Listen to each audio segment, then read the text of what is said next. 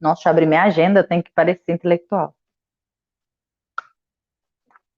Estamos no ar, Tatiana e Jordana. Muito boa noite a todas e todos e todes, a todas as pessoas. Muito boa noite. Vamos abrir os nossos trabalhos. Sejam todas e todes muito bem-vindos e bem-vindas. É com você, Tati. Boa noite, meus queridos, queridas, querides. Sejam todos muito bem-vindos a mais um Feminivinho, toda sexta-feira, 8 horas da noite, batendo ponto aqui. Hoje, nada mais, nada menos, como uma maravilhosa, que faz tempo que a gente está pegando no laço, mas essa mulher tem uma agenda super atribulada, né? Sinal de que trabalha muito, milita muito, tá aí nas lutas sempre, tô sempre acompanhando live de Jordana para tudo que é lado. E até que, enfim, conseguimos, né? Essa mulher preta, linda, antropóloga, historiadora e vilanovense, né? Não foi à toa esse manto sagrado que nós vestimos hoje, né? Primeiramente, boa noite a todos os vilanovenses de plantão. Boa noite para os torcedores do Goiás também, né? Sem vocês, nós jamais seríamos a maior torcida do Centro-Oeste. Então, muito obrigado por existir, né? A gente precisa, né? A gente precisa deixar aquela agulhada, né? Se não fosse vocês, nós não seríamos tão grandes. Então, minha querida, muito bem-vinda a esse canal, a TV Resistência Contemporânea, em parceria com o Feminivinho. Isso aqui é um lugar muito democrático, de diálogos informais, que a gente está aqui para refletir, para propor debates, para debater de uma forma bem informal, mas com formações, né? Sem perder a qualidade da formação, mas tentando adaptar a linguagem para que todo mundo possa ter acesso, possa ter entendimento a essas grandes estudos dentro da academia, né? A gente sempre fala que um dos objetivos, eu acho que você concorda comigo, Jordana, que a gente pensa muito parecido nesse sentido, né? É questão da militância social que tem que andar de mãos dadas com a academia, né? A gente tem que transformar o que a gente aprende lá em ação.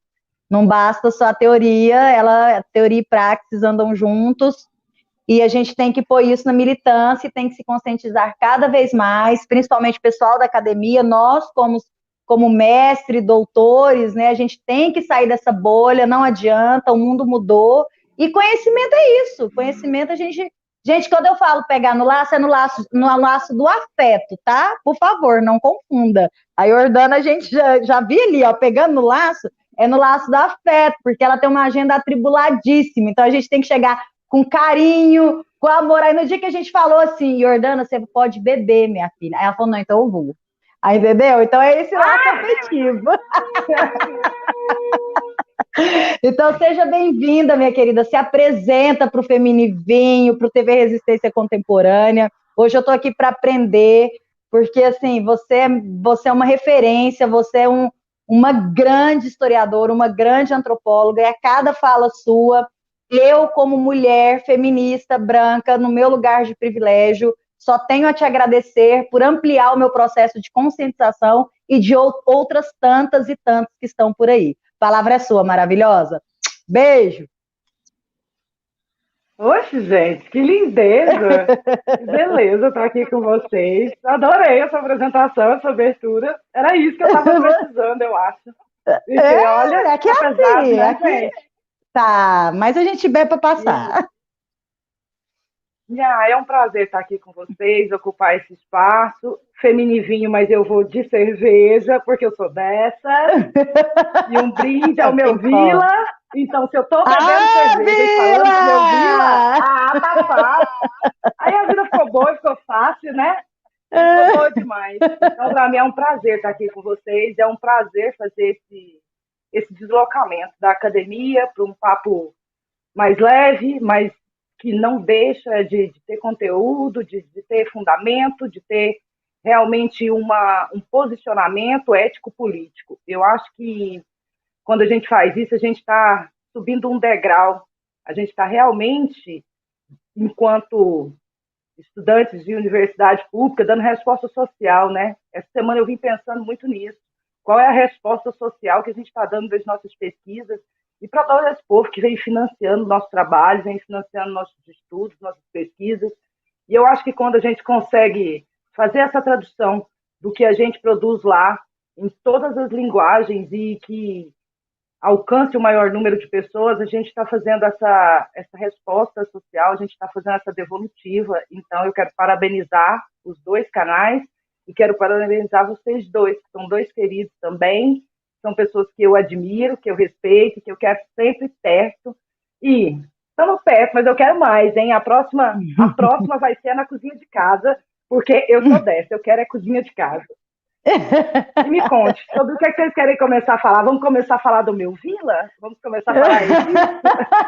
Olha, eu por mim, eu ficaria aqui horas, né? Porque ultimamente o Vila não tem nos dado tanta felicidade, mas o Goiás bastante, né? Então, mas não vamos criar conflitos, né? Para a gente não perder a audiência, né? Vamos deixar demarcado esse espaço aqui. Não perde, não! Moché vos ama! Não tem um Moché que não me ama. Todos os meus amigos Moché me amam.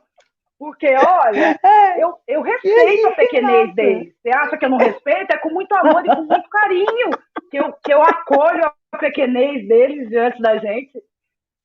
O contraditório é necessário, olha, né, sério, gente? Para começo de conversa... Exato. Mas para começo de conversa, eu penso no Vila como o maior do Centro-Oeste e é o meu time do coração, é pela história dele, é pelo que ele representa e é a forma com que essa torcida se envolve em tudo isso. Então, quando eu penso num time do povo, como eu penso num time da Vila, como eu penso num time do proletariado, eu penso que ali naquela arquibancada eu estou representada, né? E aí, esse representado, ele vem entre parênteses com muitas ressalvas, porque mulheres na arquibancada, como é que é? Como é que é ser torcedora, minha irmã? Porque para mim não é fácil. Por mais que eu ame o Vila Nova, por mais que eu ame o estádio de futebol... Ainda mais que você for para geral, né, Jordana? Então, você é da geral? Você vai para geral? É claro, minha irmã. Porque eu vou gourmetizar o rolê, vou torcer para um time como o Vila e vou gourmetizar. Eu vou para geral e ninguém vê o bandeirão descendo. Vê o bandeirão descendo. Oi, meu querido. Jordana, deixa eu só fazer um comentário, né, que eu acho que é importante e que talvez dê o tom da nossa conversa hoje, né? Gente, eu tô aqui um pouco despojadinho, porque hoje é sexta-feira, acabou o CIAP, para quem é professor em Goiás, acabou tudo. Hoje é dia de vinho, de cerveja, de álcool e de princesa do Xingu. Aqueles que devem saber, saberão. Eu queria dizer uma coisa, Jordana. Tu começou a sua fala, né, com um posicionamento de sujeito ponte, que eu acho que é uma coisa importante para a gente que está aqui no canal do Feminivinho, que eu acho que é importante para a gente que está aqui dentro da perspectiva social, de resposta social, né? Você fala dessa coisa de estar dentro do movimento social, você fala de estar dentro da prole, dentro do proletariado, dentro do grupo de homens, mulheres, negras, negros, né? E você fala também de um lugar de quem está na academia. Então, você é um sujeito ponte. E apesar dos pesares daquelas pessoas que dizem que você não faz história, você é, sim, uma grande historiadora e uma grande intelectual, né? E aí eu quero saber esse primeiro ponto. O que te faz ser ponte? O que te motiva a ser ponte? Muito me admira é pensar qual ser humano não é ponte, né? Porque nós somos o tempo todo ponte, gente. Nós somos ponte entre a nossa cultura e a nossa comunidade, nós somos ponte entre as várias tribos que a gente transita, nós somos ponte dentro da cultura o tempo todo. E trazer isso para o meu lugar, para o meu cotidiano, para o meu corpo, é pensar exatamente como professora, né? Nós três somos professores e nós somos uma ponte para que se atravesse em direção a uma busca de conhecimento, uma construção de conhecimento. Porque eu gosto muito de pensar esses lugares que também são não lugares para um corpo como o meu, para uma história como a minha. Então, eu sou uma ponte que é sempre suspensa com muito trabalho, com muito muito sofrimento até, né? Difícil ter que dizer isso, difícil ter que falar isso, mesmo a gente estando sorrindo aqui, falando de coisa boa, mas ser ponte para uma pessoa que nasce no corpo que eu nasci, na cultura que nós estamos, no país que nós estamos, isso quer dizer que eu sou uma ponte bombardeada o tempo todo. Mas para mim significa exatamente isso, é poder ocupar vários espaços, acessar vários discursos e poder fazer disso diálogo, fazer disso troca, fazer disso uma transição de lugares. E aí eu penso muito nisso em relação à minha ancestralidade, né? Porque eu, enquanto feminista negra, que isso significa exatamente o que a Tati Abra, que é falar que eu não, para mim, não existe uma construção teórica sem uma ação do meu corpo dentro da minha comunidade, não tem como eu separar isso, Rani. Então, eu sou sempre ponte do lugar de onde eu surjo. Então, é muito de pensar que eu uso de privilégio, porque acaba sendo um privilégio eu ter acesso aos lugares que eu tenho, mas voltando ao que é ancestralidade, os meus passos vêm de longe e vão adiante. E esse ir adiante sou eu como ponte. Essa é a parte que é importante para mim. Meus passos vêm de longe, eu só estou sentada aqui porque muitas outras mulheres e homens negros fizeram e passaram por muita coisa e construíram e pavimentaram esse caminho. E eu tenho a obrigação, eu me sinto numa obrigação, e é uma obrigação leve, é uma obrigação afetiva, é uma obrigação que eu faço com muito carinho, com muito amor, mas sem arredar pé do meu lugar político e ético, de continuar esses passos. Então é isso, meus passos vêm de longe e vão adiante. E vão adiante porque eu vou construir esse lugar também, né? Porque a gente é ação, se a gente não se mexe, se a gente produz só para gaveta e papel aceitam tudo. E é por isso que a academia está como está, é por isso que os discursos estão como estão, e é por isso que as arquibancadas estão como estão, né? Aí eu falei, gente, que ela era maravilhosa, eu sabia.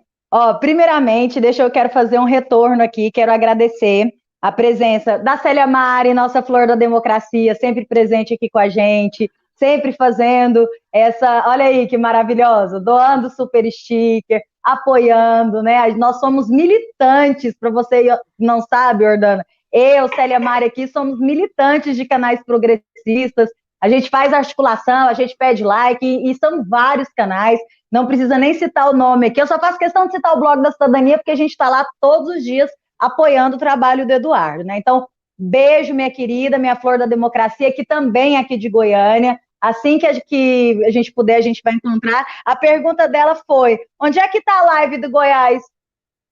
Não sei, eu queria saber onde é que está o Goiás. Eu acho que na Série B. Eu não sei nem onde eles estão na tabela, quanto mais na live. Gente, quero só comentar uma coisa. Não, deixa eu acabar debochando aqui. Eu sei que você está querendo contar o meu deboche. Só um aviso da produção. O canal Resistentes está nos retransmitindo. Ai, então, que estamos maravilha. Em 2 canais. Eu ia mandar um beijão para eles agora. Tá anotada aqui, ó, Célia Mari. O Xerri, meu grande parceiro vilanovense maravilhoso, já gritou Vila aí 1000 vezes. Vila, meu querido, a Nação Democrática tá aqui atrás, escrito, tá? Pessoal do Resistentes, muito obrigado. Quem puder e pode, se inscreve no Resistentes, deixa o like, aperta o sininho, se torne membro. Isso aqui é uma comunidade democrática, todo mundo se apoia, todos os canais dão as mãos. E mais do que nunca, a gente precisa do apoio de vocês. Os canais progressistas, apesar de serem bastante atuantes, estão sofrendo, assim, boicotes enormes, gente, seja no YouTube, seja na questão do compartilhamento, e a gente precisa, né? A gente precisa fortalecer a democracia, e esse fortalecimento, ele é muito importante com uma dedada de vocês, né? Democracia se faz na urna, mas também se faz dando like. Então se inscreve aí, deixa o like. Quero deixar aqui uma observação para a Aimee, que ela falou o seguinte, na hora que eu falei assim que a gente pegou a Jordana no laço, a Aimee, a gente trabalha muito com a questão do ressignificado das palavras, né? A gente, dentro da questão de gênero, a gente resolveu se reinventar. Então, pegar no laço não é esse sentido pejorativo que você apontou, é o pegar no laço do afeto mesmo, do mesmo lugar que quando fala que lugar de mulher é na cozinha, mulher de lugar é na cozinha sim, se ela quiser, é onde ela quiser, e é através do laço do afeto que a gente trouxe essa maravilhosa aqui, porque ela é super difícil mesmo de agendar, ela está em todos os lugares. Sim, gente, você estava num programa, naquele projeto maravilhoso de mulheres no futebol, Jordana, que eu tive o prazer de acompanhar, foram vários episódios. Que maravilha, super indico. Me fugiu o nome aqui da cabeça, mas você vai deixar indicado aí para a galera, porque o pessoal precisa escutar a sua fala. Acompanhei a sua fala na live do IF, também foi maravilhosa. Então, assim, onde tiver Jordana, gente, vai. Essa mulher, ela é grande, ela é imensa, ela tem muito para nos ensinar, né? E a gente está aqui para solidarizar mesmo com a questão das mulheres pretas, das mulheres trans, das mulheres migrantes, das mulheres nas cidades, das mulheres pobres, sejam elas quaisquer. E mais uma vez, meu muito obrigado, Jordana. Fica o convite da mulherada que está aí participando do Feminivinho, mais uma vez, que quem quiser vir falar, quem quiser vir propor uma temática, quem quiser debater, quem quiser simplesmente beber e desabafar, gente, seja bem-vinda, que é o lugar. Tá? Então é um prazer sempre estar aqui com vocês. Eu tinha que fazer essas observações e não podia deixar em branco. Bom, agora eu vou lá, né? Que eu falo pouco. Minha flor, observando lá a sua trajetória, o que eu percebi? Tem alguns lugares bem assim, nossos que se encontram, mas logicamente de formas diferentes, né? Você relata muito a sua trajetória dentro da educação, né? O seu lugar como professora, a educação, ela te tocou muito na escolha do seu objeto. É isso que eu consigo mapear na sua fala, né? Então, enquanto historiadora, enquanto antropóloga, antes de tudo, enquanto mulher preta, educadora, como que tudo isso influenciou na escolha do seu objeto, nessa trajetória, tudo isso que compõe sua trajetória, como isso influenciou você trabalhar justamente isso, relações de gênero, relações étnicas dentro do esporte brasileiro em relação às mulheres pretas? Olha, é um rolê, na verdade, porque eu vou entrar na universidade com 17 anos de idade. E com 17 para 18 eu já estou na sala de aula. E eu vou começar a sala de aula no EJA, na Educação de Jovens e Adultos. E quando eu entro naquela sala de pessoas, todas elas mais velhas que eu, e de uma diversidade imensa. E eu me deparo com aquele espaço, eu me deparo com aqueles corpos, com aquelas vidas, com aquelas vivências, e eu penso, e aí? Onde é que essas pessoas estavam que eu quase nunca via? Porque essa é a primeira coisa que vai me tocar. É por que essas pessoas não estão dividindo espaços com a gente pela cidade? E aí, logo de pensar uma geografia dos corpos mesmos, de pensar, uai, por que eu estou dentro de uma sala de aula, eu tenho essas pessoas aqui, e quando eu estou ali no meu bairro, ou eu estou no meu bar, ou eu estou no shopping, ou eu estou em qualquer outro lugar, eu não vejo essa variedade de pessoas. E aí eu estou falando de um colégio estadual na periferia do noturno. E aí eu já me deparo com vários corpos. Mas só que antes de chegar na sala de aula, eu fui atleta, né? Eu joguei vôlei profissional por 12 anos.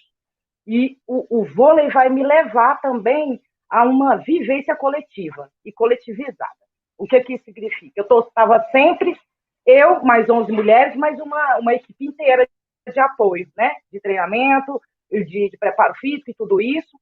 E vou juntar essas duas coisas. A minha vivência coletiva no vôlei, que é um esporte que, diante de tantos outros, é mais diverso. Você tem um lugar de corpos muito mais bem recebidos, de corpos que são homossexuais, de corpos lésbicos, de corpos travestis e trans, de corpos negros e de mulheres. Porque, infelizmente, desde a história da educação física na escola, o vôlei é o esporte das meninas, né? Das meninas, dos gays, das meninas lésbicas e todo um contexto do corpo que não se encaixa na norma. Então, eu junto esses dois lugares, a sala de aula com o esporte, e eu vou começando a ter uma vivência, porque eu vou passar 10 anos no ensino fundamental e médio, dessa miscelânea de gente, dessa miscelânea de existências. E quando eu termino a faculdade de História, que para mim foi um caminho muito bonito e construído, mas também muito violento, porque a faculdade de História não vai receber alguém como eu de braços abertos, isso não aconteceu, não é disso que se trata, e eu vou ter essa afetividade, esse reconhecimento na história, quando eu abro mão da história e vou flertar com a antropologia e vou me ferramentar com a antropologia. E quando eu passo todo esse tempo dentro do esporte coletivo e dentro da sala de aula, eu vou querendo cada vez mais que essas pessoas também ocupem outros espaços, que essas pessoas também tenham uma cidadania, essas pessoas também tenham um respeito, que elas existam. Porque a sensação que eu tinha é que não existiam. E aí a história vai me trazer isso, e quando eu vou no limiar de separar ali, que eu vou fazendo uma travessia da graduação para a pós-graduação, que eu estou indo para o meu mestrado na antropologia, eu vou ter acesso a tantos outros discursos que vão me fazer entender o porquê que esses corpos lá atrás eram uma ausência, porquê que esses corpos eram corpos que não ocupavam todos os espaços, eram corpos violentados o tempo todo. Então, quando eu junto a história e a antropologia, e eu sou uma psicanalista em formação, e eu vou juntar a psicanálise para pensar tudo isso, que é o fato histórico, o sujeito do fato histórico e a estrutura psíquica do sujeito do fato histórico e toda a estrutura psíquica do fato histórico, eu vou entender por que esses corpos são abjetos, por que esses corpos são excluídos e violentados. E, nesse meio termo, eu me caso com um homem trans. Então, ainda tem tudo isso. Você está entendendo tanto que a vida é danada? É o esporte, é a educação e a minha própria vivência da minha sexualidade, da minha afetividade. Porque eu vou me casar com uma outra mulher, eu sou bissexual, eu me caso com ela e depois de 2 anos ela vai iniciar a transição. Então, eu vou passar mais 8 anos casada com o Renato, um homem trans que foi incrível na minha vida, e eu falo muito isso de forma muito na potência de ele por ser uma pessoa trans, ele me transformou por via do afeto. Então, eu vou juntar o afeto, a vivência e a teoria que eu estou acessando para conseguir devolver isso para a sociedade, porque a minha travessia eu fiz nesses 12 anos, e isso vai me levar, inclusive, para os movimentos sociais, que eu estou inserida nos movimentos negros e LGBT e feministas, há mais de 10 anos aqui em Goiás, e de uma forma muito ampla no Brasil e na América Latina. E quando eu entendo que eu tenho esse pacote na mão, eu falo, uai, então, peraí, vamos fazer um negócio bom daqui, onde eu possa me comunicar, e aí eu entendo quando você chama de objeto, mas eu trato enquanto interlocução, então eu vou buscar uma interlocução de pesquisa com essas pessoas que são amplamente invisibilizadas nesses espaços. Então eu vou pensar os corpos trans e travestis negros dentro de Goiás, como essas vivências acontecem em Goiás, como sobrevivem aqui, um estado como o nosso, com um passado, uma história tão coronelista, tão colonialista. Então, quando eu digo colonialista, a gente está querendo, isso traduz em racista, machista, homofóbico, transfóbico, classista, capacitista. E aí é onde nasce a minha pesquisa, e eu vou defendê-la no programa de pós-graduação em antropologia aqui em Goiás. E essa pesquisa ela movimenta muitos discursos, porque ela é inter e multidisciplinar, e ela é dialogada, ou seja, ali na biblioteca ela está com o meu nome, mas dentro dela, para quem acessa e para quem lê, entende que foi escrita a várias mãos, E eu não ando só, e eu não falo só, e eu não produzo conhecimento só. Então, resumidamente, é mais ou menos isso. Ah, isso é uma maravilhosa, Jordana. Isso é maravilhosa. Eu falo assim, a gente sempre se topando nos corredores, a gente nunca teve tempo de sentar num boteco para a gente realmente conversar, né? Na época eu estava em Palmas, vinha para aula, aquela loucura toda, vinha na segunda para assistir aula na terça e se desencontrava, mas eu sabia que esse momento ia chegar, que essa sororidade entre os corpos aqui presentes ia chegar e a gente ia fazer um debate muito rico como esse. Mas não vou manipular o debate, Rani, a palavra é sua. Eu sei que você tem perguntas importantíssimas e angustiantes para fazer, né? Que a gente, inclusive, conversou nos bastidores. Então, vai lá, meu querido. Só quero dar um beijo grande aqui antes na Ceci, que está sempre presente no Resistência Contemporânea. Givalber já deu uma boa noite aí para ela. Mas boa noite, querida, muito especial por estar aqui hoje no Feminivinho. Gente, aproveita, olha só, vou explicar para vocês. Vocês têm 3 canais para se inscreverem hoje: TV Resistência Contemporânea, Feminivinho e Resistentes.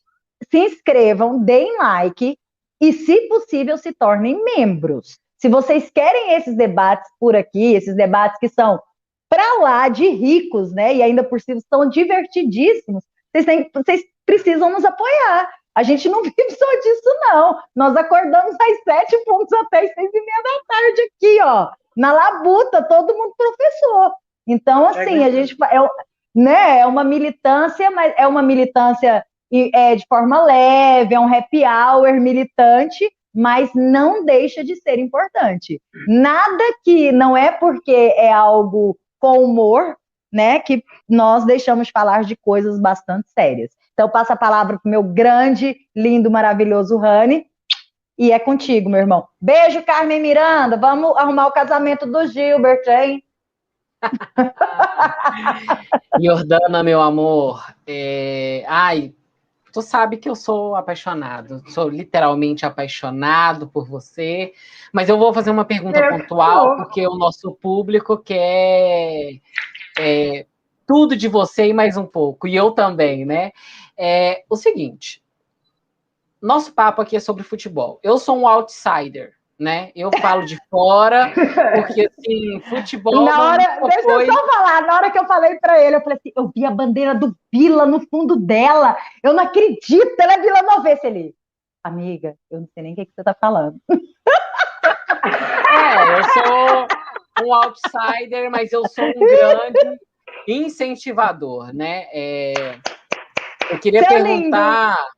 O seguinte, Jordana, como que o futebol se inseriu na sua vida cotidiana? Qual que é a sua experiência enquanto pessoa com o futebol? Para que ele depois se torne, né, uma experiência também acadêmica. Por que eu estou falando? Porque eu, como um outsider, né, vi sempre o futebol como um lugar muito inóspito. E aí a gente pode discutir aqui um pouco, né, sobre o processo da escola, o processo da pedagogia, né? Mulheres não jogam futebol, mulheres não sabem sobre futebol, gays não jogam futebol, teoricamente, né? Gays não assistem futebol, gays jogam queimada, né? Então, eu sou de um processo de socialização e de um tempo histórico, né, de uma história brasileira em que, na maioria das vezes, as bichas, como eu, não assistem, não veem e não participam do futebol. E a gente sabe que é uma atividade esportiva e é também um entretenimento de visibilidade nacional que marca a nossa cultura e a nossa identidade nacional também. E é por isso que eu te pergunto, como marca o seu processo cotidiano, sua experiência pessoal, e o que te faz trazer isso para dentro, né, desse espaço que a gente teoricamente não, corporalmente ocupa, que é também a academia, né? O que te faz e como foi esse processo de socialização seu dentro do futebol? Certo. Primeiro, a recíproca é verdadeira, eu sou completamente apaixonada em você. Eu te acho realmente uma pessoa e um historiador incrível. quero te parabenizar pelo mestrado, pela entrada num doutorado, que foi de dar seu nome, tá? E eu acho que é isso que te faz ser um outsider, mas conseguir dialogar comigo diretamente. Essa sua polifania, essa sua múltipla forma de abordar as coisas, que é sensacional. Olha, a sala de aula, gente, a sala de aula sempre vai fazer tudo comigo. Eu sou a famosa professorinha mesmo. Então, pensa comigo, eu estava ali no Garavelo, eu moro aqui entre Aparecida e Goiânia, bem na divisa, Aparecida-Goiânia, e os colégios que eu trabalhei de ensino fundamental e médio são aqui nessa região. E, dado momento, eu, em 2 colégios, porque o Estado paga muito bem, então você pode se dar ao luxo de trabalhar 2 períodos, tendo quase 60 horas aulas, porque só você quer, assim, é não querer. E, coincidentemente, um colégio numa região da torcida do Vila Nova, da torcida organizada do Vila Nova, e o outro colégio da torcida organizada do Goiás. E foi num momento onde aqui no Brasil e, lógico, em Goiás, nós estávamos tendo um problema gigantesco com a violência das torcidas. Então, eu vou me deparar com essas 2 situações, e eu vou me deparar com guerras declaradas dentro desse espaço. Só uma pergunta, Jordana, foi aquela época que as torcidas ficaram proibidas de ir por estádio, que era jogos de torcida única? Exatamente. Ah, tá. Exatamente, bem no início dessa história, bem no início desse contexto. E aí eu vou assistindo a escola se tornar um lugar insustentável e que vai levar, inclusive, a polícia a invadir as escolas com a justificativa de controlar essas torcidas. E eu vou parar para pensar e falar, uai, qual que é o meu papel nessa situação, nesse contexto, com essas pessoas? E aí eu vou levar para a sala de aula filme. E aí eu vou trabalhar filmes que são clássicos para a gente pensar a torcida. Lembra dos Hooligans?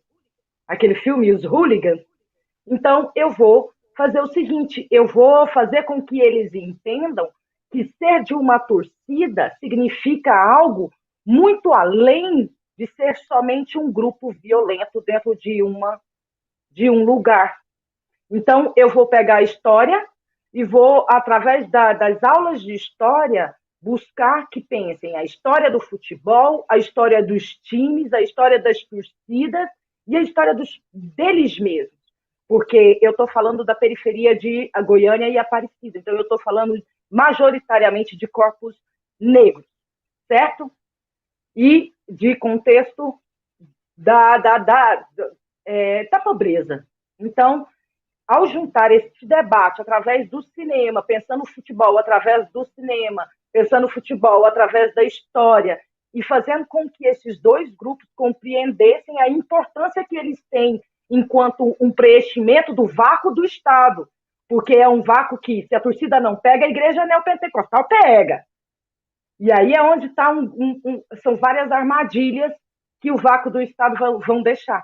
E aí eu vou fazendo esse debate acontecer dentro da escola e vou conseguindo o diálogo, vou conseguindo que isso aconteça, que eles comecem a refletir de que se matar é um favor que eles estão fazendo ao sistema e que provocar todo esse contexto de violência vai fazer com que esses corpos sejam muito mais violentados enquanto resposta, porque além da violência entre eles, tem a violência policial e tem a violência da própria comunidade, que se assusta e fecha as portas, que não é julgável, se assusta e fecha as portas sim, porque quem nunca pegou um ônibus e morreu de medo porque as 2 torcidas estavam jogando na cidade?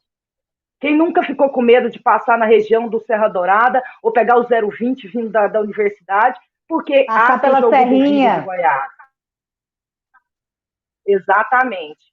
Então, durante o ano inteiro, eu vou fazer esse trabalho e eu vou conseguir com que tanto os 2 líderes de um lado, tanto a menina quanto o rapaz, quanto o menino e o rapaz, de ambas as torcidas, da Inferno Verde e da Sangue Colorado, se cumprimentem e se conversem na minha presença enquanto mediadora e fecham um acordo de não violência nesses setores, porque estava demais.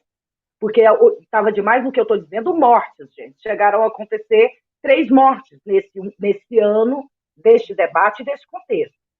e espancamentos e situações muito sérias. E ao final do ano, nós vamos ter um clássico, né? Nós vamos ter um Vila e Goiás no Serra. E os meus alunos falam, já que você fez tudo isso e já que você está falando que você está com a gente, então você vai para o Serra. E eu, uau! Né?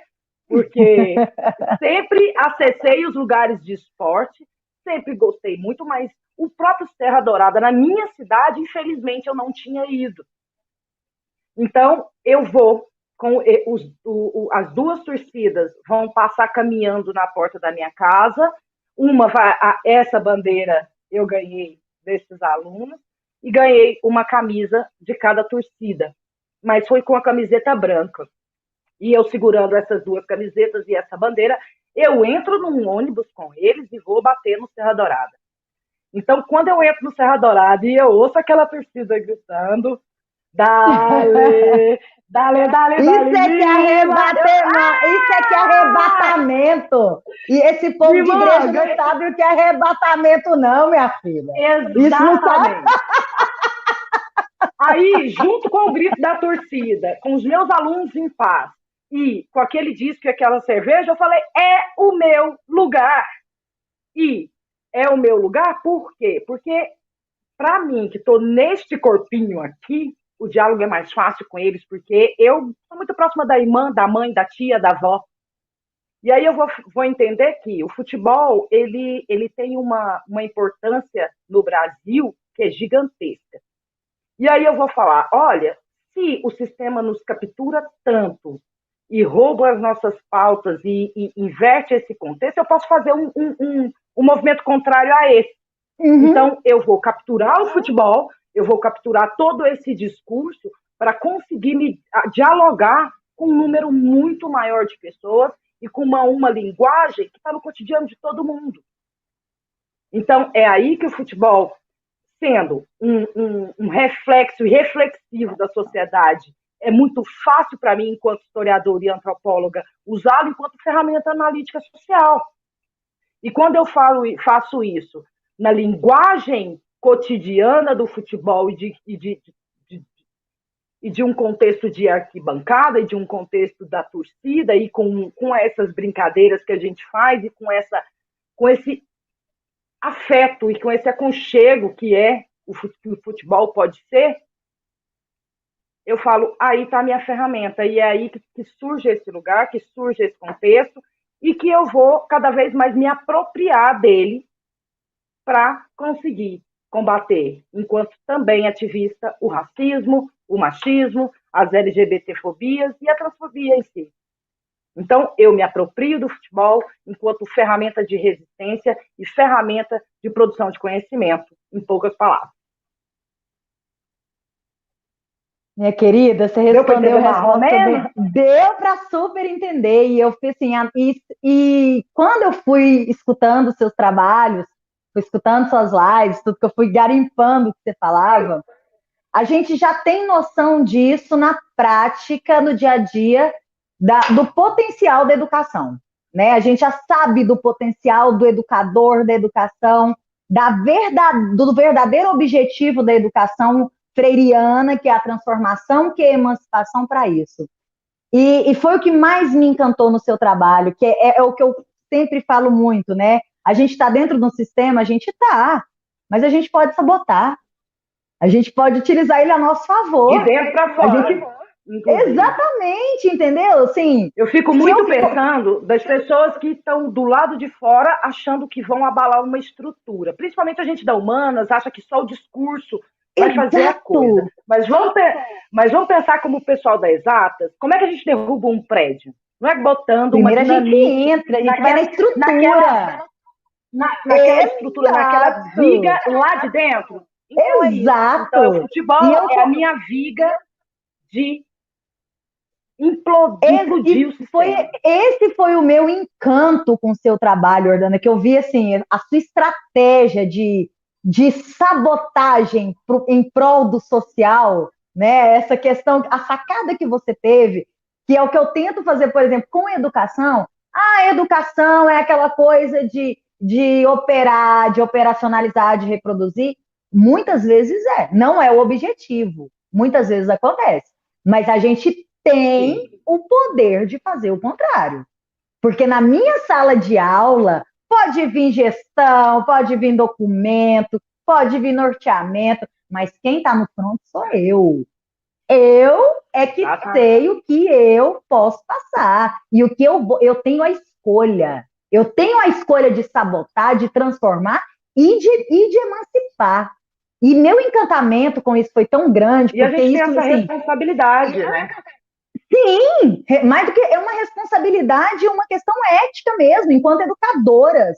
Eu falo isso assim, eu tive essa mesma experiência e eu vou. Pode completar, Jordana. Pode falar. Não, essa experiência que você teve com o EJA, por exemplo, eu tive também, meus primeiros momentos também foi no EJA, e eu tive essa experiência da questão da torcida. Fechou uma escola no Parque Amazônia, a gente está falando de um contexto geográfico de Goiânia, tá? Serra Dourada é o nosso estádio, é o maior estádio que tem aqui em Goiânia, onde tem os principais jogos transmitidos. Então, para quem é de fora, ele não é o estádio de Goiânia, não. Ele é o estádio do Vila da Show, tá, gente? Ela tá sendo boazinha aí, mas o Serra Dourada chama Serra Vermelha. É Serra Vermelha, minha irmã. Serra Vermelha. Eu tô tentando não perder seguidores, mas tudo bem. Enfim. Ai, Jordana, por isso que eu te amo. Enfim. Mas é esse papel da educação. Por exemplo, nós tivemos uma experiência na escola uma vez que foi o seguinte: uma escola do Parque Amazônia fechou e só tinha torcedores do Vila Nova. E aí queriam fazer a junção da escola, do pessoal do Parque Amazônia com o bairro do Jardim América. E para quem é professor, que conhece a realidade do seu bairro, que sabe o que é, sabe o que é o dia a dia, sabe o que é o cotidiano, né? Eu, como professora do Parque Amazônia, eu sei que ia dar BO, porque eu tenho eu tenho a organização da torcida do Vila Nova no Parque Amazônia e a organização da torcida do Goiás no Jardim América. E assim, a gente ligou para a SEDUC e fala, não faz isso, vai dar merda, vai dar BO, não faz isso. Só que a gente sabe que é uma política de gestão, é uma política que foge às nossas ferramentas e tal, e a gente teve que engolir ela abaixo, né? Nisso se instalou uma tensão na escola. Como lidar com isso? Como lidar com o núcleo das duas maiores torcidas adversárias do Estado? E aí vem o nosso papel como educador, que é enfrentar esse desafio. E assim, é justamente o que você faz, é transpor. É o que eu falo, antes de você ser Vila e ser Goiás, você é pobre, preto e favelado, meu irmão. Entendeu? Então vamos dar as mãos no que nos une. Você pode fazer escolha se você quer Vila, se você quer Goiás, se você quer Palmeiras, sem nenhum título, quer sofrer pro resto da vida, vai lá, você não tem mundial, vai ser feliz. Se você é feliz assim, vai lá. Problema seu. Você só não tem mundial, mantenha a sua dignidade. Exatamente. Mas vamos pensar além. E esse é o papel do educador. E essa mesma, digamos assim, esse mesmo prazer, que é um prazer mesmo, né? Eu falo que é um orgasmo social, de ver os alunos falando, realmente, antes de ser torcedor do Vila, eu sou preto, pobre, fudido, lascado. Eu tenho que me juntar com o meu amigo torcedor do Goiás antes da perspectiva da torcida. E respeitar essa diferença, porque nós temos algo que nos separa, mas antes de tudo nós temos algo que nos une, que é a nossa condição. É a nossa condição social, é a nossa condição da cor, é a nossa condição enquanto lugar, né? Então, assim, isso foi muito rico para mim enquanto educadora, né? Eu falo assim, parecem pequenas vitórias. Parece pequena, mas o que você fez, né? Você conseguiu pacificar o Jardim América, o Parque Amazônia. Meu amigo, para você que não está no front de uma sala de aula trabalhando 60 horas por dia, é muito fácil falar. Mas quem está ali na lida, no front diário da educação, sabe o tamanho desse desafio. Então, assim, se é algo... Oi, Hélio, bem-vindo, meu querido, seu lindo, maravilhoso. O Hélio é uma pessoa que eu morro de vontade de chamar aqui, só estou esperando ele aceitar. O convite foi feito ao vivo, hein, querido? Fica aí, tá? Então, fica o convite, estou esperando, não aceita ao vivo. Manda aí, ó, aceita, e a gente já agenda. Então, assim, fica a minha admiração, Jordana, por essa sua consciência enquanto educadora, de transpor não só a questão de classe, não só a questão de gênero, porque você não trabalha gênero, você trabalha corpos. Isso para mim é muito significativo, né? Você acha que eu não peguei esses indícios da fala, minha cara? Você acha que eu não peguei o processo indiciário do negócio? Eu venho muito tempo pensando como é que se entende gênero. E há 3 anos a gente vem tendo que lidar com um ataque às questões de gênero. E aí eu fui pensar, né, de onde que sai gênero e por que gênero é tão repudiado enquanto lugar dentro da educação. E para mais uma vez usar o termo sabotagem, é onde eu vou entender que eu vou dar um passo para trás, vou beber em outras fontes. O que significa isso? Eu vou buscar na história, na literatura e na antropologia, principalmente africana, mas eu gosto de denominar enquanto decolonial, que gênero é uma base de sustentação do colonialismo. E se eu quero ir de encontro para derrubar essas colonialidades, eu não posso ir, não dá para você ganhar de alguém com as ferramentas dele. Se ele inventou, ele domina muito mais que você.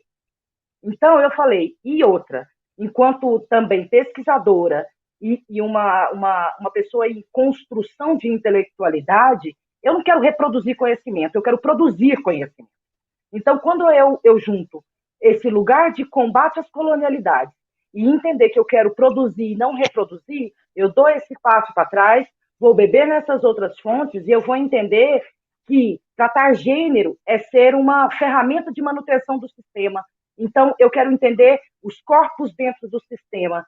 Então, antes do lugar de sermos violentamente colonializados na nossa invasão, não se pensava isso para nossos corpos, nem na África, nem nas terras que hoje nós nomeamos como Brasil.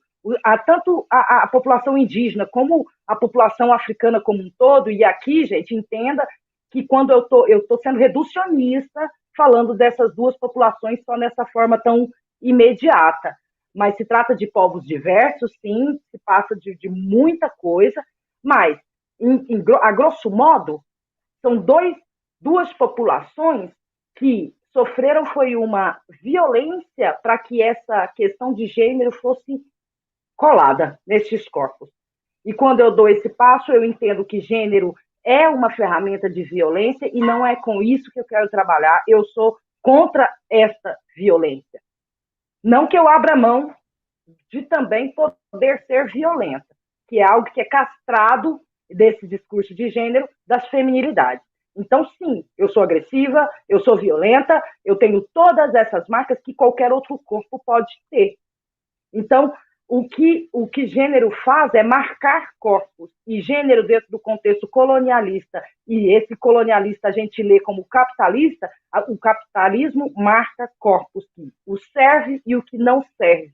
E os que ele entende como não servir, porque não está no lugar da regra, não está no lugar da norma, ele põe para morrer, que é onde eu vou trabalhar com a necropolítica, com o conceito de necropolítica do camaronês Attili Mbembe, junto com todo um debate transfeminista e de feministas negras, para falar gênero não é suficiente para pensar a existência dos corpos. Não mesmo. Não sendo suficiente, eu vou buscar outro. Então, eu ainda estou na questão corpos, mas eu pretendo ir adiante. E ir adiante como?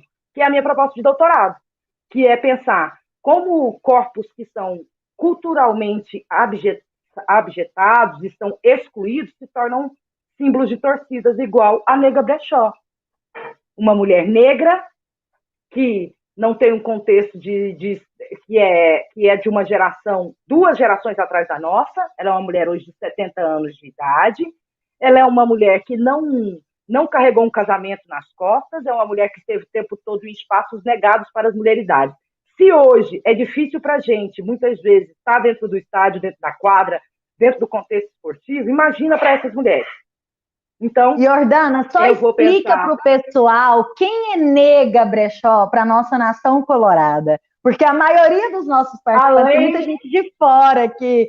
Então, explica quem é esse corpo que perpassa o feminino, perpassa revoluções, perpassa lugares, transgride em todos os momentos. Quem é Nega Brechó, minha amiga? Fala com a boca cheia, por favor. Nega Brechó, eu acho que o próprio nome dela já diz, né? Porque ela é uma mulher negra e brechó é onde se vende roupa usada, né? Geralmente isso nasce nas comunidades, onde a troca da subsistência acontece. Então ela é uma mulher periférica, negra e hoje com 70 anos de idade. E ela é o símbolo da torcida do Vila Nova. Ela é o símbolo da nossa torcida e ela é isso há mais de 40 anos. Aí, enquanto historiadora, pensar a história das mulheres dentro dessa arquibancada do Vila, dentro dessa arquibancada do futebol, e pensar a mulher negra dentro desse contexto, e pensá-la descolada das imagens de controle, que é ou a gente é colocada no lugar da empregada doméstica, ou a gente é colocada no lugar da globeleza. E ela abole todos esses lugares. Ela não é nenhum nem outro, ela só é uma grande torcedora. Então, o que eu quero com ela é pensar a história de tudo isso, mas como antropóloga, eu não posso abrir mão de pensar a história de quem está vivo.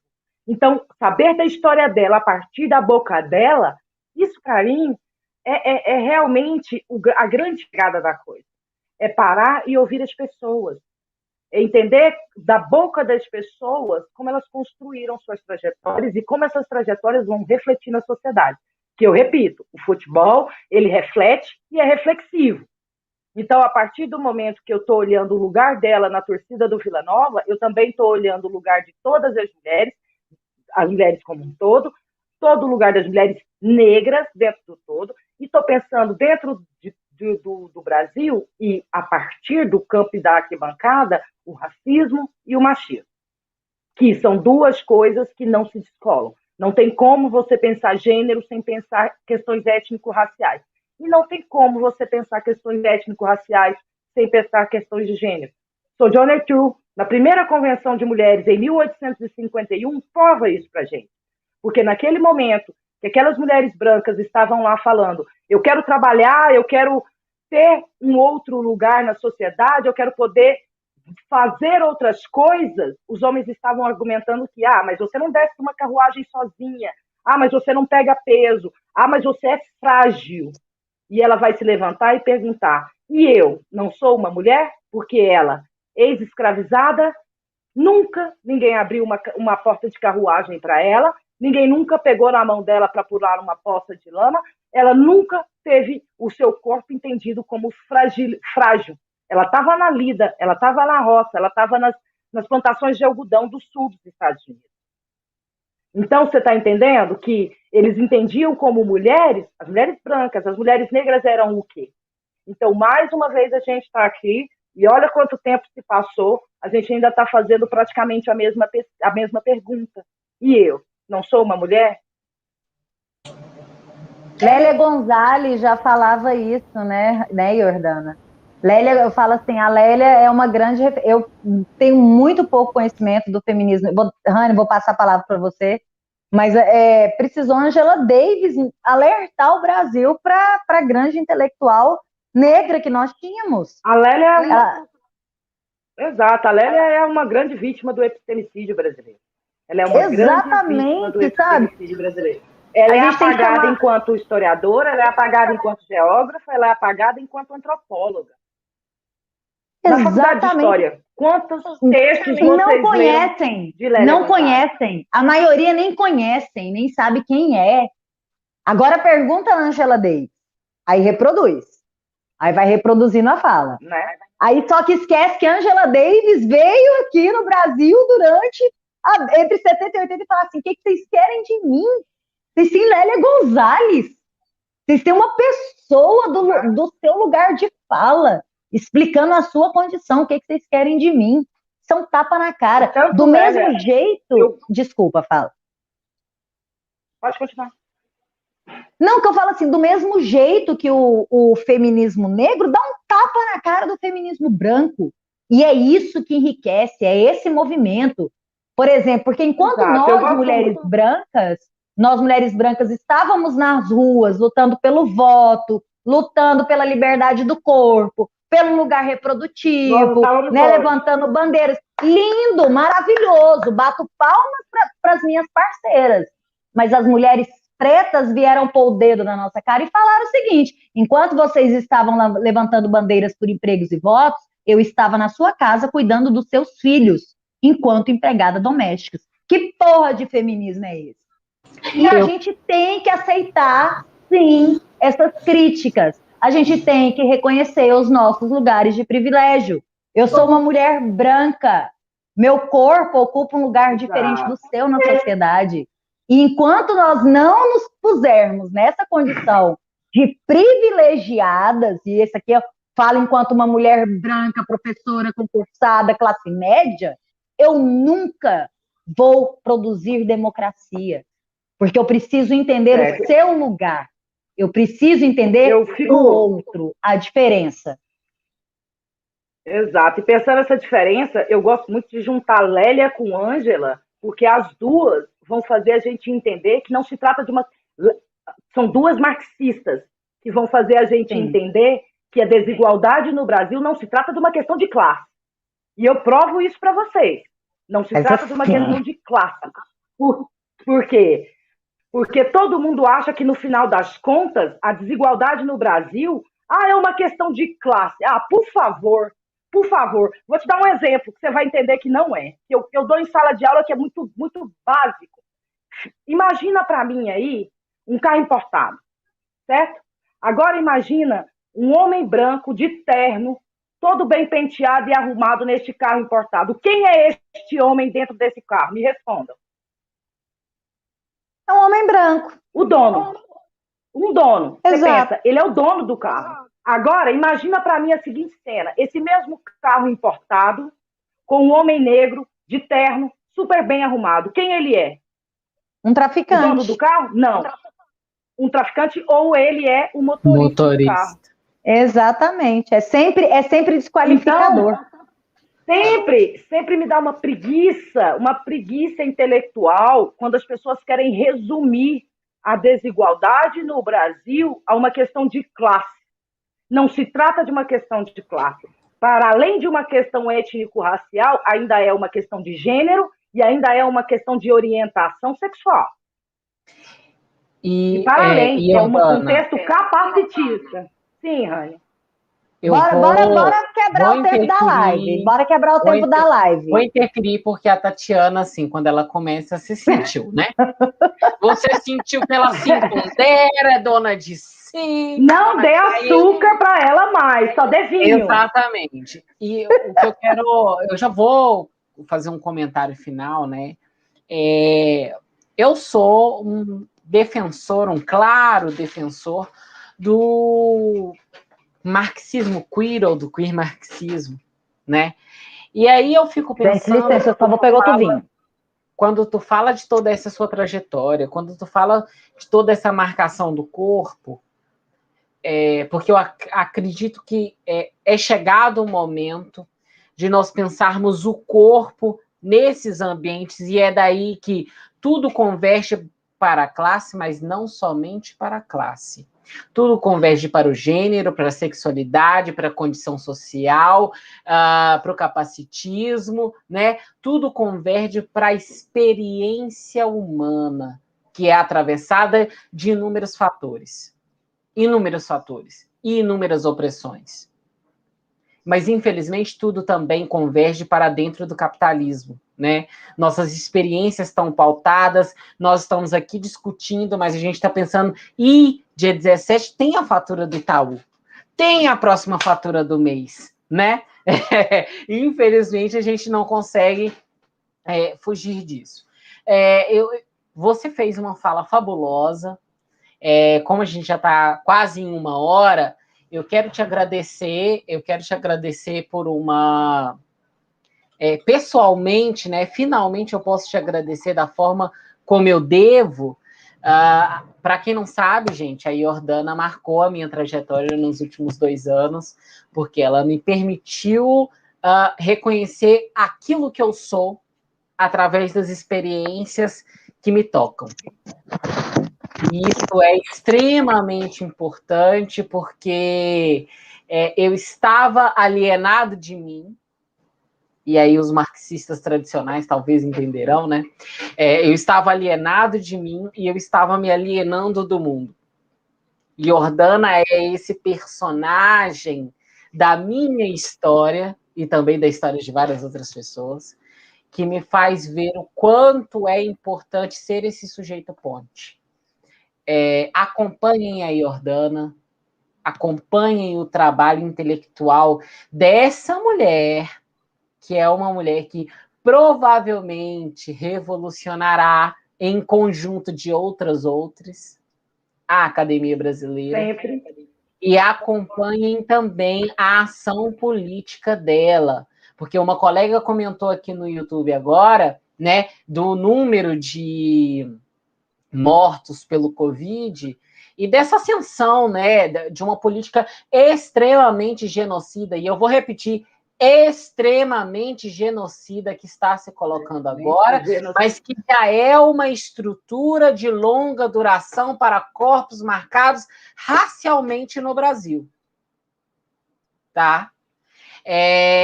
Se coloquem num olhar longo, capcioso pelas falas da Jordana. Juntos conduziremos uma revolução, porque o nosso espaço é o espaço de resistência. Jordana, publicamente, eu te amo. Que delícia! Eu também te amo e te admiro demais. Eu falo que isso aqui é um lugar de afeto.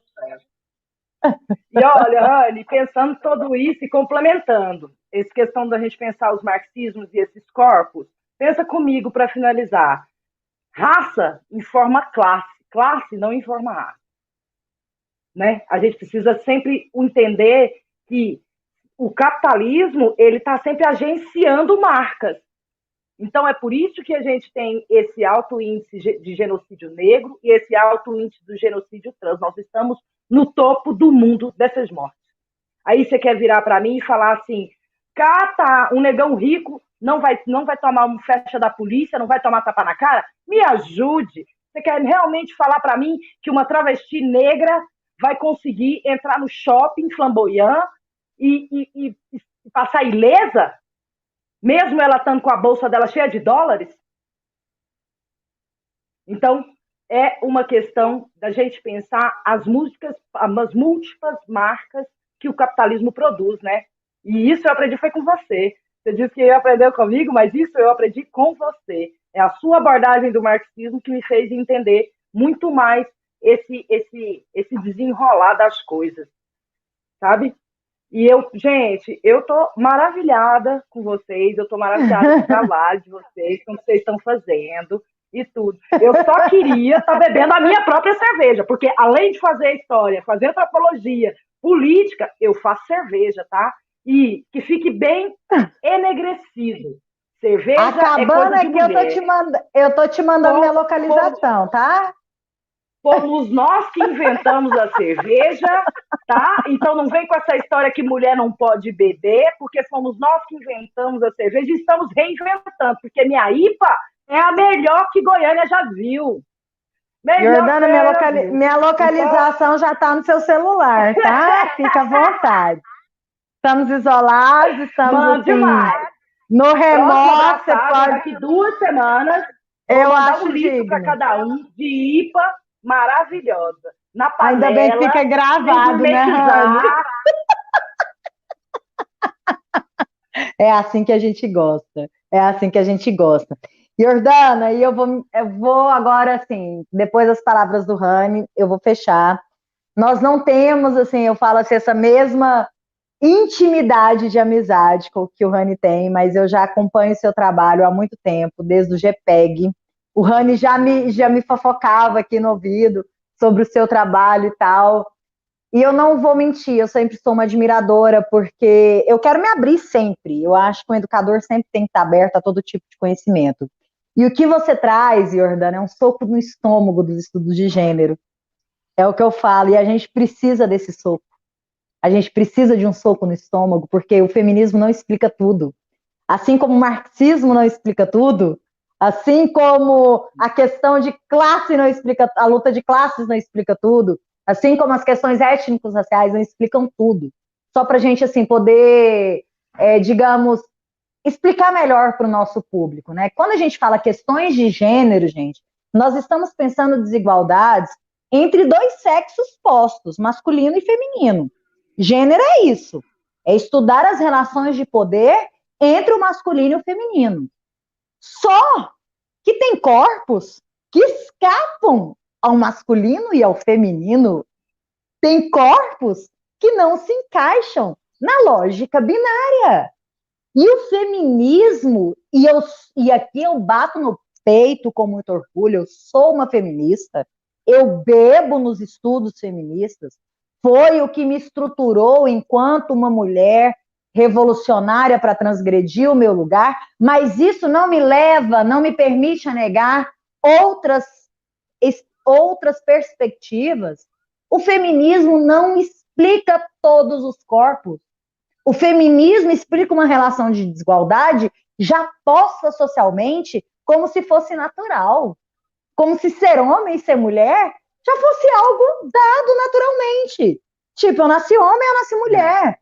Né? Você pergunta para uma mulher grávida, nossa, e aí, é menino ou menino? Não sei, meu filho, é um Pokémon.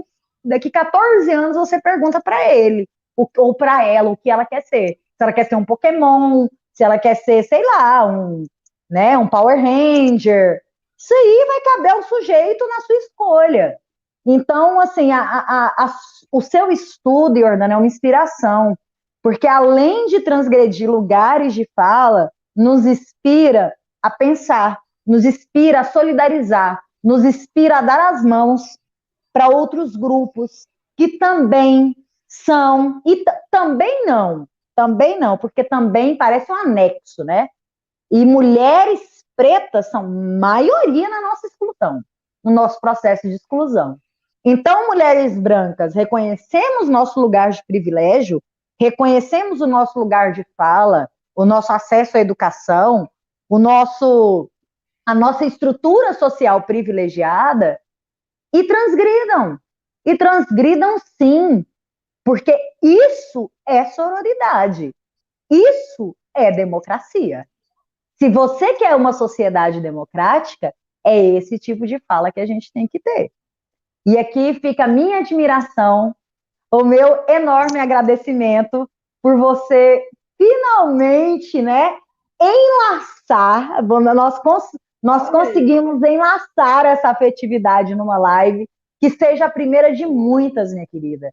Porque você é luz, você é inspiração, onde você chega, você vem para abrir caminhos, você vem para abrir lugares. E aqui lhe fala uma feminista, mulher branca, consciente do seu lugar de privilégio, que quer dar as mãos para a luta de mulheres pretas, segregadas, marginalizadas historicamente. Estamos juntas, mesmo dentro das nossas diferenças. Não estou aqui para produzir desigualdade.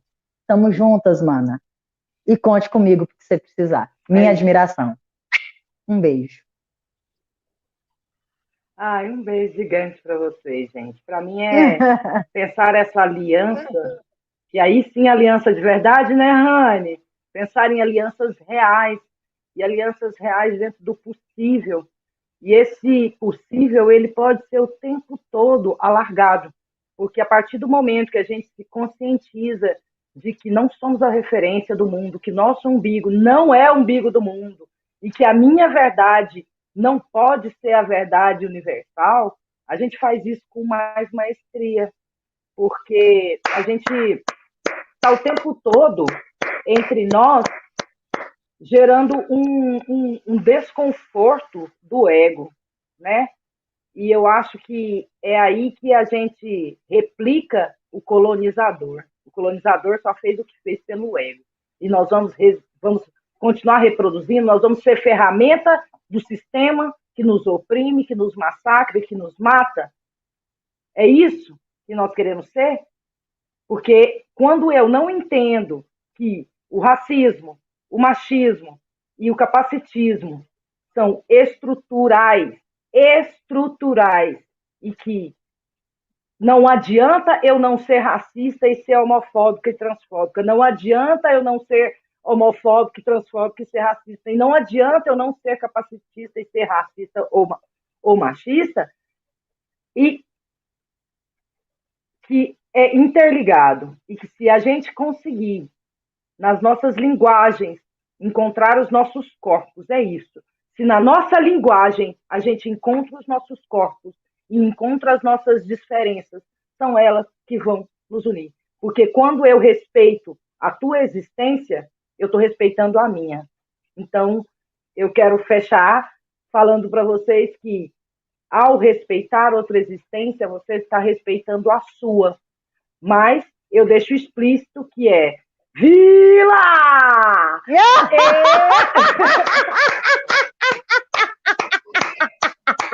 E que isso tem que ser respeitado acima de tudo. Saúde! Isso tem que ser respeitado acima de tudo. Eu acho e que esse estádio abra logo para ter o bandeirão. Não existe seres especiais a não ser os vilanovenses. Eu acho que então só é por isso que eu respeito os machistas. Eu também. Lá na Série B. Acho que o que a Jordana está dizendo, né? E o que a Tati está dizendo, e que eu estou dizendo, e o que a gente está repetindo aqui semana após semana é que sejamos pontes. Sejamos pontes para a construção de um mundo melhor, de um mundo anticapitalista, de um mundo antirracista, de um mundo antimachista, de um mundo anticapacitista e de um mundo onde a nossa liberdade de corpo e de experiência seja possível. Sejamos anticapitalistas. É isso.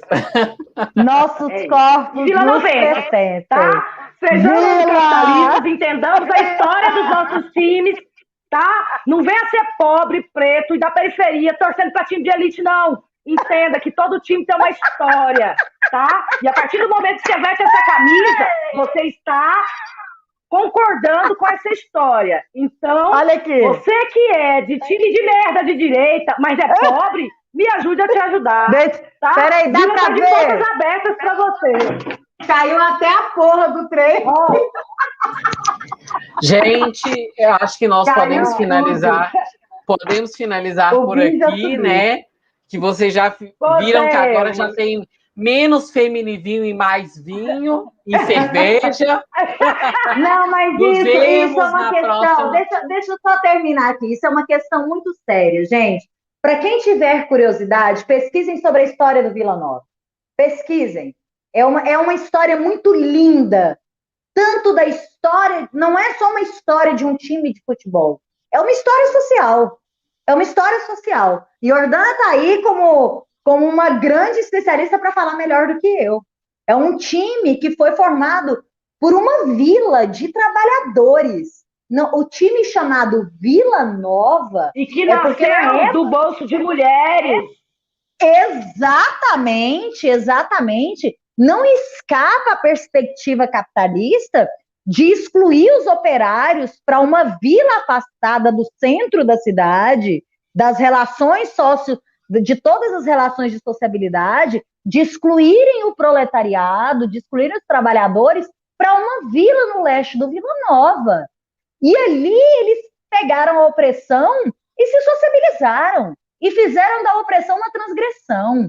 Então, a nossa paixão pelo Vila não é por ser um time, é por ter uma história, é por ter uma história de luta, é por ter uma história de mulheres, é por ter uma história de trabalhadora, é por ter uma história de emancipação. Então, vilanovenses de Goiás, univos! Exato. Toda história é política, todo corpo é política e toda política é sobre os corpos. Se a gente entende esse tripé, a gente vai torcer pro time certo. Exatamente. Beijo, beijo grande, querida. Até a semana que vem. Sejamos revolução. Olha, eu não sou serena, eu sou extremamente revolucionário. Eu vi esse comentário aí, eu não quis nem comentar. O povo é que ainda não me conhece. Coitado, nem sabe o que a gente passa. Só quem não conhece. Não sabe o que a gente Serena passa. Que sou eu. E eu. Gilbert, meu amor, pode nos deixar off. Até a próxima semana. Sejamos revolução. Beijo, sejamos gente. Contra o Bozo e sejamos por uma sociedade melhor, mais justa e mais igualitária. Beijos. O gigante acordou, vambora! Viva a democracia, Jordana, sua linda! E muito obrigada, maravilhosa! Tem cerveja também.